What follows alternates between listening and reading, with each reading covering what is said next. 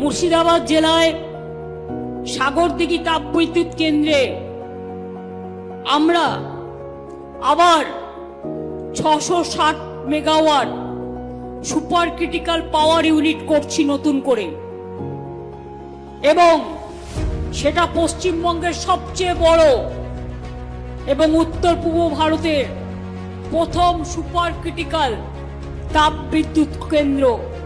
2017 সালে আমি ঘোষণা করেছিলাম, আজকে সেটা সম্পূর্ণ হয়ে গেছে। আমি পাওয়ার ডিপার্টমেন্টকে অভিনন্দন জানাই, এবং এখান থেকে পাওয়া যাবে 10ই ডিসেম্বর থেকে। এর জন্য খরচ হয়েছে 4,567 কোটি টাকার বেশি। এই ইউনিটটা চালু হয়ে গেলে 16,70,000 পরিবার আরো নতুন করে বিদ্যুৎ পাবেন। ডাইরেক্ট ইনডাইরেক্ট মিলিয়ে 26,000 মানুষের কর্মসংস্থান হবে।